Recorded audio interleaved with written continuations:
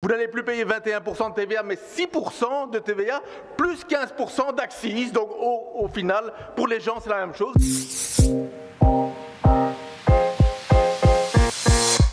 Qui dit la vérité?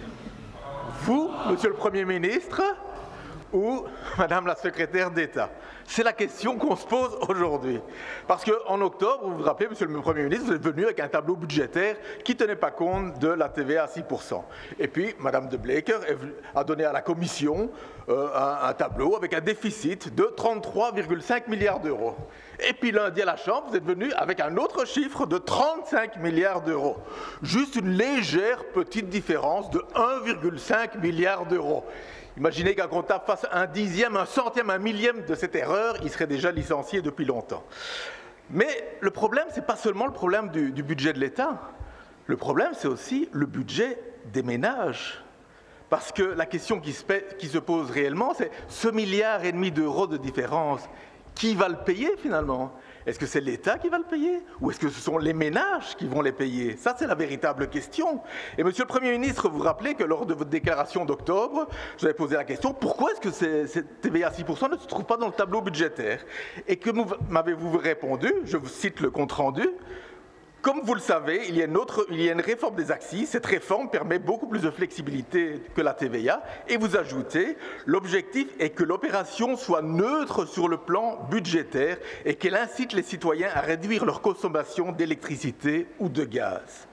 Alors si je lis ces phrases à la lumière de la séquence d'aujourd'hui, qu'est-ce que ça signifie? Eh bien, vous dites, je ne mets pas les 1,5 milliard dans le budget car c'est les citoyens qui vont payer ce 1,5 milliard. Et finalement, la TVA, vous la mettez à 6% plutôt que 21%, mais la différence de 15%, ben, ce sera payé en accises. Donc mes questions, la baisse de TVA à 6% sera-t-elle, oui ou non, neutre budgétairement? Et qui va payer le 1,5 milliard d'euros? L'État ou les ménages? Dat die 6% BTW, dat die permanent gemaakt wordt. Maar er is zeer duidelijk gezegd dat als die verlaging permanent zou worden, dat die gecompenseerd wordt door een hervorming van accijnzen. Monsieur le Premier ministre, vous l'avez répété plusieurs fois, la TVA à 6% sur le gaz et l'électricité sera neutre budgétairement. Ça a le mérite d'être clair, mais quel camouflet pour la population. Votre TVA à 6%, c'est une véritable arnaque, parce que qu'est-ce que vous dites?